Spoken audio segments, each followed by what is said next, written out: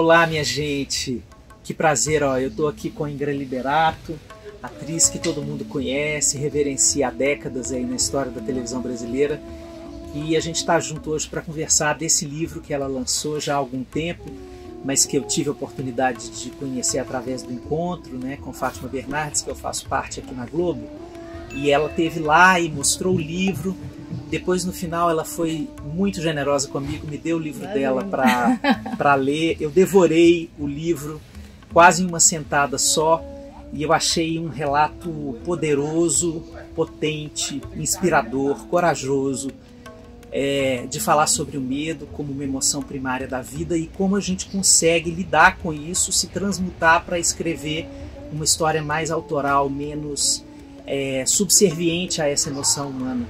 E aí eu convidei ela gentilmente, de novo aceitou, para a gente conversar sobre isso.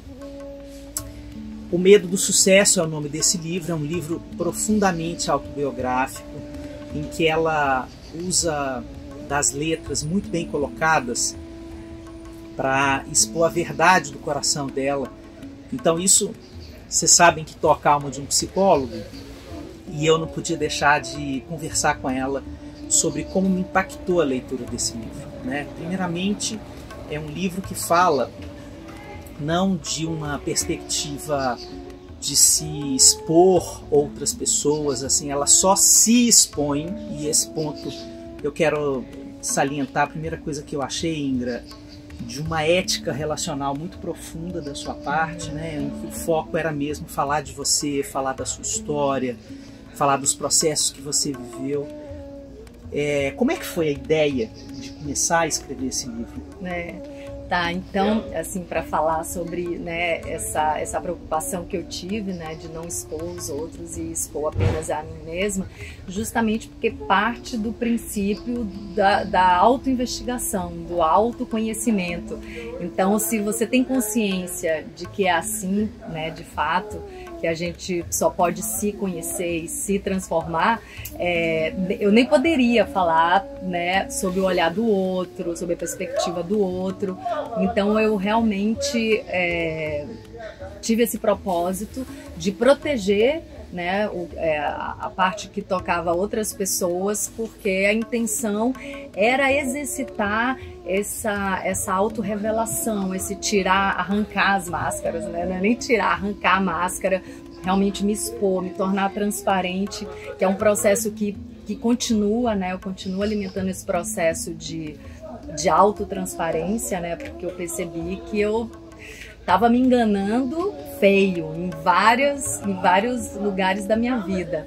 Então, o início da escrita desse livro foi assim uma abertura desse processo de cura, de autoinvestigação, de autorreflexão e uma oportunidade de encorajar as pessoas a fazerem o mesmo. Sim. Então eu percebi que quanto mais coragem eu tivesse de encarar as minhas mentiras e arrancar essas máscaras, mais eu estaria não só me curando, mas mostrando um caminho para as pessoas, porque aquilo, né, que foi dito, que a verdade vos libertará, é uma das coisas mais corretas quando você experimenta essa experiência de realmente falar a verdade. Então hoje no meu dia a dia, sempre que eu estou na dúvida, tem verdades que são difíceis de serem ditas, mas sempre que eu estou na dúvida eu me lembro disso, de que a verdade é a liberdade, né? E quando eu sigo esse conselho, essa diretriz de dizer a verdade, é uma experiência de liberdade real, né? Porque tá tudo ali colocado, né? Então aí todas as partes vão ter que lidar com a realidade, né? A realidade do que a gente sente fica ali colocada e a gente começa a trabalhar com verdades, né? Com o que cada um está sentindo realmente. Sim. E não com fingimentos, com jogos de jogos.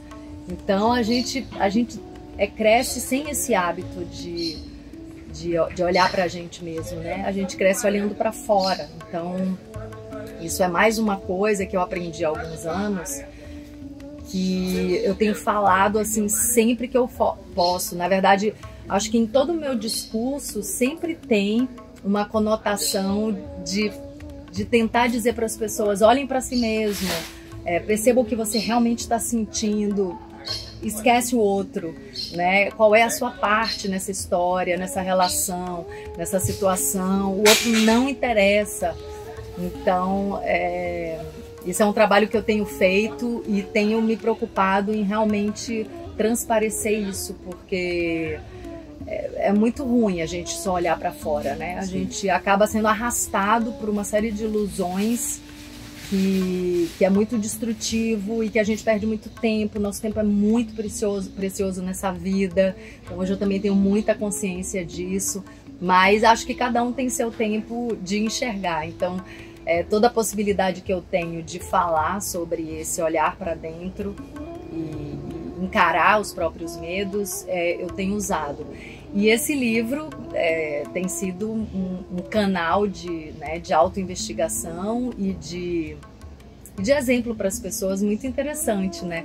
Eu preciso dizer aqui que o Alexandre, quando leu o livro, ele escreveu uma carta, escreveu um e-mail falando sobre as sensações e a experiência dele de vida, que eu li esse e-mail uma vez, me toquei profundamente, depois eu fui ler para Dália, que é a avó do meu filho, e eu chorei muito na segunda leitura, que foi em voz alta, ali revivendo a sua história e contando para ela, né, a sua experiência. Eu chorei demais, eu fiquei muito comovida, porque você fez exatamente isso, de arrancar a sua máscara, de enxergar quão arrogante a gente é nessa vida, né, de um caminho se abrir, né, na sua frente, uma oportunidade de ser oferecida e você fala, não, isso não é importante, eu quero outra coisa. Como assim quero outra coisa, né? Não quero outra coisa nada, eu quero fazer o que me foi dado para ser feito, né? Então assim, eu percebi que a verdadeira humildade é essa. O que foi dado para mim? Assim, a oportunidade de escrever, a oportunidade de brilhar, a oportunidade de fazer sucesso. Então receba isso, né, de braços abertos e faça o seu melhor e honre essa oportunidade. Então assim, hoje em dia está muito claro para mim que a verdadeira humildade é essa, de realmente abraçar tudo que a vida nos dá, né? Porque a vida é um nome, tem outro nome que você pode dar para isso é o universo, Deus, enfim, são muitos nomes para esse plano maior de nossas vidas, né? Sim. E aí eu percebi que eu tenho que obedecer, né? Que eu tenho que obedecer não, mas que a minha maior felicidade é sempre obedecer esse fluxo do universo, né? Esse diálogo, essa dança, esse padedê, né? O que ele me pede, o que eu dou e o que eu recebo. De cara já recebo uma autorrealização e uma satisfação mensurável, né, de estar ali exercendo algum dom e de estar abraçando uma oportunidade. Vou pegar a metáfora que você trouxe de padedê para pensar o seguinte: imaginemos que nesse passo de dança a gente tenha de um lado a sua vida vivida e do outro lado a sua vida narrada, nesse livro, né? Como é que foi essa dança, né? Porque na hora que você estava escrevendo, você estava dançando com a sua vida, colocando ela em palavras, né? Materializando uma história, a releitura dessa história através da palavra. Como foi que você viveu isso? Foi bem difícil. Assim, foi um parto, porque eu ia indo, né? Eu comecei de cara já colocando algumas circunstâncias bem difíceis que eu estava vivendo. E aí aliviava um pouquinho, e daqui a pouco eu encarava, eu ia chegando perto de uma situação que foi muito difícil, que foi muito doída, e eu tinha que assumir, né? Eu tinha que assumir essa limitação, essa fraqueza, porque o livro se propunha a isso, então não dava para disfarçar, eu não queria disfarçar, não queria ter medo de falar do medo, né? Então, assim, tiveram momentos que foram bem difíceis, que eu parava para respirar, assim, será que eu falo isso? Será que eu consigo realmente arrancar de dentro essa verdade, esse medo, né? Essa insegurança, né? Porque eu sei, eu tenho consciência que eu sempre fui vista como uma pessoa segura e plena, e, né? E dona do seu nariz. Em cima de um cavalo. Em cima de um cavalo. Domando um cavalo. Galopando por aí, cheia de segurança. E não é bem assim. Eu percebi que a partir do momento que eu comecei a admitir, a assumir minhas inseguranças, eu comecei a realmente me sentir íntegra e capaz de lidar com tudo isso, né? Quando eu fingia que eu era capaz e não estava sendo, era um pavor que me tirava justamente da própria vida. Então, assim, o medo do sucesso, a fuga do sucesso, era medo de encarar as minhas próprias fraquezas, as minhas próprias inseguranças, né? E que eu comecei a admitir no processo de escrita desse livro. Não, eu morri de medo aqui. Nossa, não, essa novela aqui eu me senti fracassada.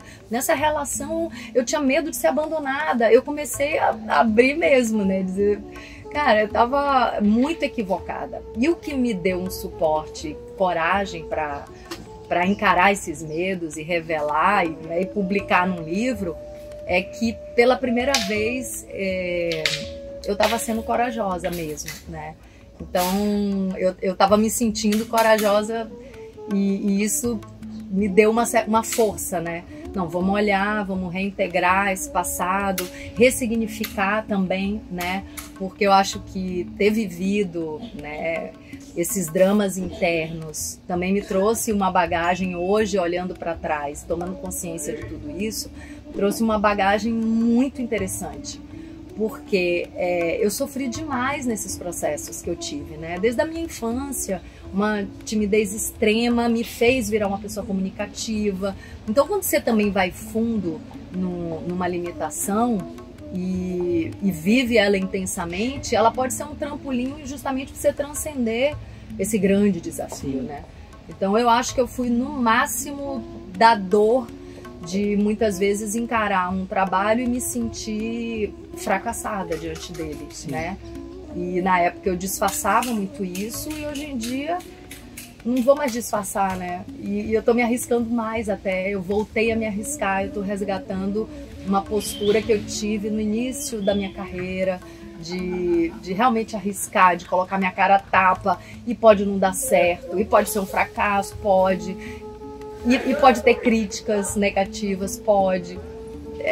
Faz parte, né? Faz parte. Eu fiquei fazendo uma analogia, enquanto eu estava lendo o livro e agora enquanto você fala, que o processo de terapia é assim também, né? Que na hora que a gente começa a se abrir para a nossa própria história, sobretudo para aqueles pedaços da história que não estavam iluminados pela palavra, né? Na hora que a gente começa a se abrir para esse espaço, a gente tem muito medo do que vai se transformar dentro da gente a partir da nomeação dessas partes mais sombrias, de como a gente vai ter que integrar isso à nossa identidade para continuar vivendo.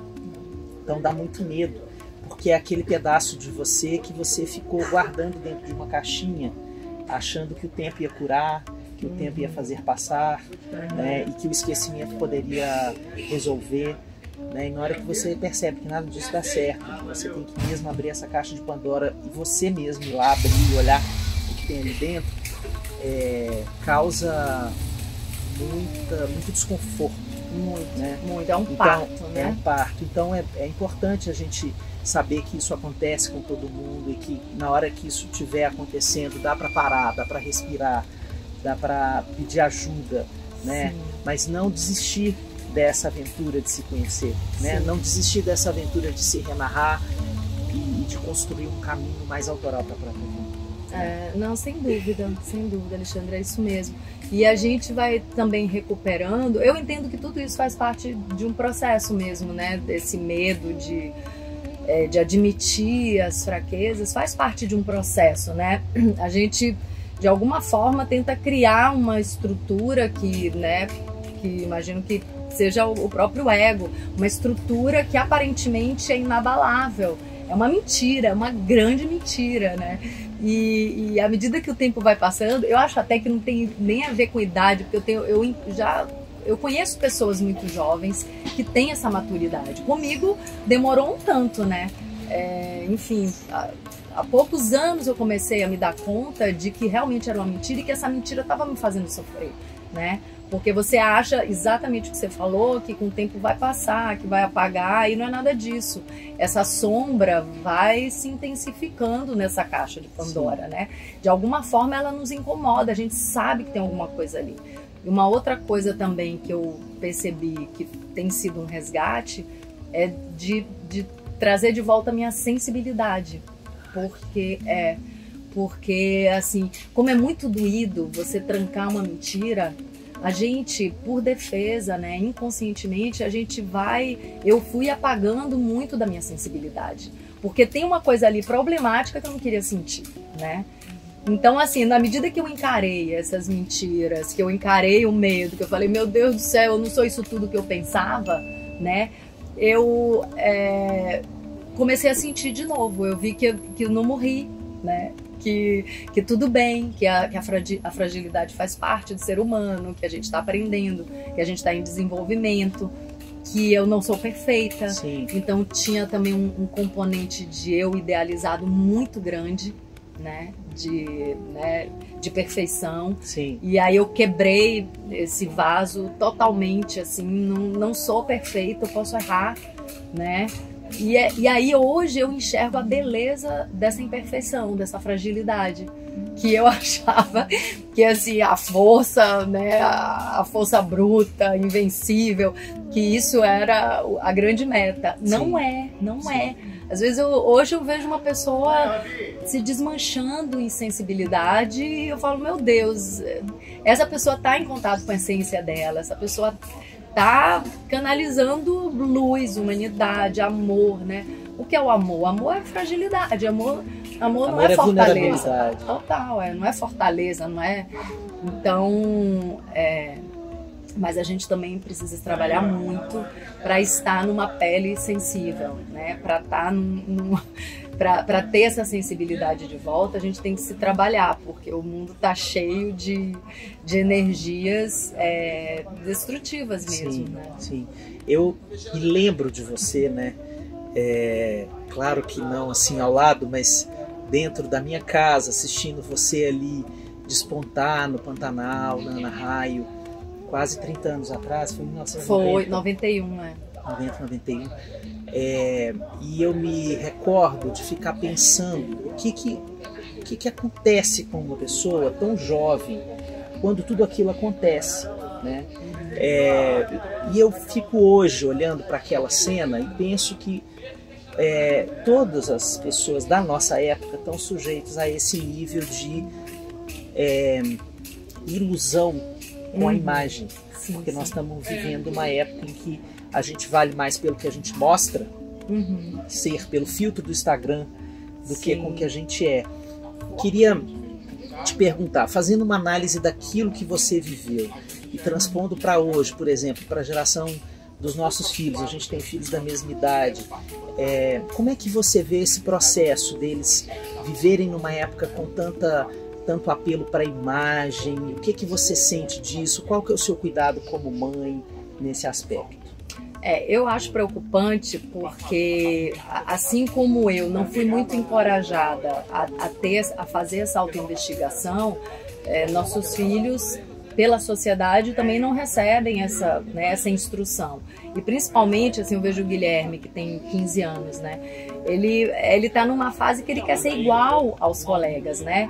Então, assim, eu procuro conversar muito com ele e falar tudo isso que a gente está conversando aqui, né? De querer saber como ele realmente está se sentindo, de querer arrancar essas minhas máscaras. Então, assim, através do exemplo, para ele, eu tenho o maior prazer de falar, filho, eu errei. Eu acho que eu fui errada aqui, de pedir a opinião dele com relação a algumas situações dentro da própria família ou na minha vida profissional. Então, assim, a coisa que eu mais faço, que hoje eu vejo que tem, né, esse poder de ser um exemplo, é deixar ele enxergar a minha fragilidade, a minha imperfeição e quando eu erro. Para ele entender que isso é absolutamente admissível, né? Sim. Apesar de eu ser uma pessoa vista como alguém de sucesso, eu sou uma pessoa que erra o tempo inteiro, como todo mundo, né? E essa conotação de sucesso simplesmente tem a ver com o fato de ser uma profissão com muita visibilidade. Sim. Mas eu não sou mais forte nem mais esperta que ninguém. Muito pelo contrário, eu comecei a admitir essas várias fraquezas que muitas pessoas do meu convívio não tinham e que hoje são meus guias, né? Então o Guilherme me mostra muitos caminhos que talvez se eu tivesse sozinha eu não teria percebido. Mas eu acho bem preocupante isso da gente estar nessa sociedade que não nos encoraja a se auto-investigar, né? Então, acho que isso tem que começar um pouco por cada um e por causa desse desconforto que cada um tem observado em si mesmo, porque na nossa cultura isso está um pouco longe. Então, acho que a gente ainda precisa de uns bons anos aí pela frente para ver crianças pequenas na escola fazendo meditação, fechando os olhos, querendo entender qual é a sua responsabilidade diante de uma situação qualquer, em vez de apontar o dedo para o outro, falando de física quântica no primário, sei lá, no ginásio. A gente estava falando que a gente é de uma época, né? Negócio de ensino básico, ensino médio, eu ainda estou me acostumando com isso também. A gente estava falando que a gente é da época que a gente falava primário, ginásio científico. E até hoje eu tô assim meio resistente para aprender o novo. Mas assim, quando eu falo de física quântica para o meu filho, por exemplo, ele fala: não, mãe, isso aí é muito adiantado. Filho, não é adiantado. É muito mais fácil você aprender que tudo que o átomo que compõe a matéria é onda e partícula ao mesmo tempo, que nada é concreto, que tudo é um universo de possibilidades, que é você que colapsa, se for falar em termos de física quântica, mas que você que materializa o seu universo em volta, a sua realidade, a sua vida. É muito mais fácil você aprender sobre esses pensamentos que parecem tão abstratos na infância, na juventude, do que depois de velho, achando que uma mesa é sólida, você mudar esse paradigma, né? Porque é um paradigma que eu, quando comecei a ler sobre isso já na minha adolescência, ou quando eu estava muito jovem, com 20 e poucos anos, mudou completamente a minha cabeça. Eu falei: opa, peraí, então quer dizer que a minha realidade sou eu que materializo, com o meu pensamento, com o meu sentimento? O que é isso? Então isso hoje é provado pela ciência, né? A física quântica traz as provas disso aí. Só que não existe nenhum interesse de que as pessoas saibam que elas têm esse poder, né? Então eu acho muito injusto isso, assim, porque as pessoas têm um poder que não é dito para elas, né? Então a gente tem a nossa própria cura, né? O nosso próprio amor, a nossa própria integridade, tá tudo dentro, e isso não é dito nunca. É muito doido isso, né? Esse mundo aqui fora é só pra gente exercitar tudo que acontece no universo interior, né? Sim. Os encontros, outra projeção. Então, assim, eu comecei se a gente for entrando muito nesses estudos, você vai entrando em lugares que parecem completamente loucos. Então, assim, hoje eu já tô fazendo um trabalho de me acostumar que o outro é sim uma projeção minha, né?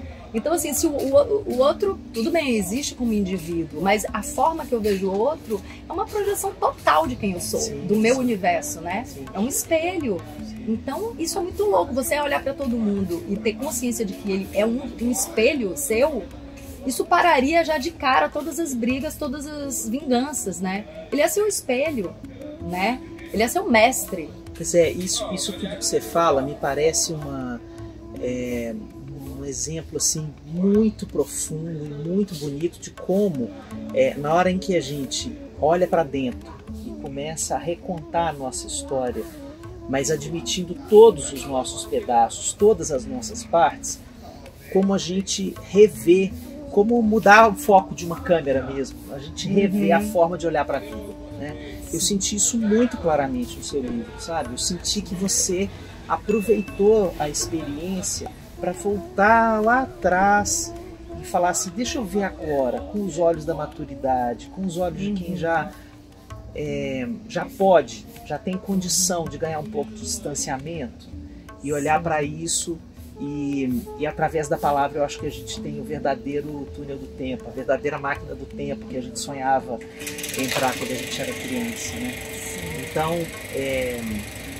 eu queria muito te agradecer a possibilidade da gente estar juntos aqui, conversando sobre isso, porque o seu livro realmente me emocionou muitíssimo. Eu fui para lugares muito profundos da minha história também. Perdoem aí o áudio aqui, que a gente está aqui dentro do Projac. E está rolando coisa. Ih, começou agora um negócio da máquina. Mas tudo bem, tudo bem.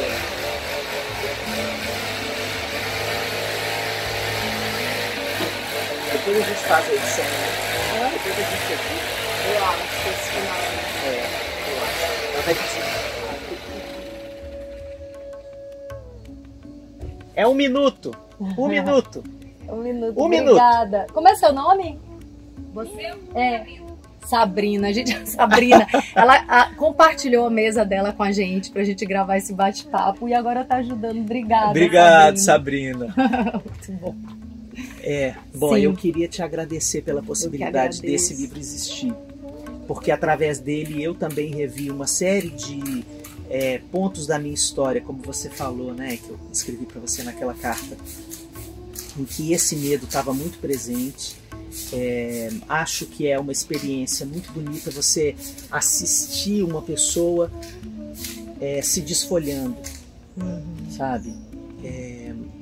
A Dani, minha esposa, fez uma palestra nesse final de semana que ela construiu uma frase assim: ó, o puerpério, ele convida o outono para nossa alma, sabe?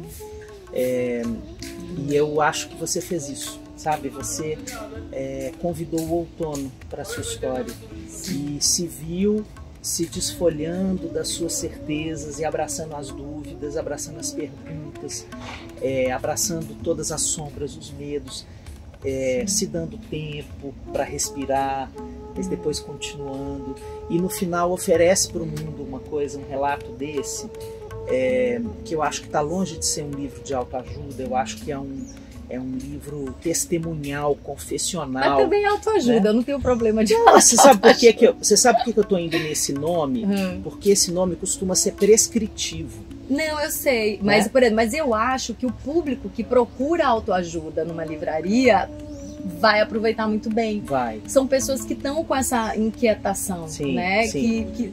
Que estão entendendo que tem alguma coisa além dessa vida de acordar, dormir, pagar conta, comer, casar, ter filho. Gente, é isso, né? A gente tá aqui para alguma coisa muito maior do que esse feijão com arroz.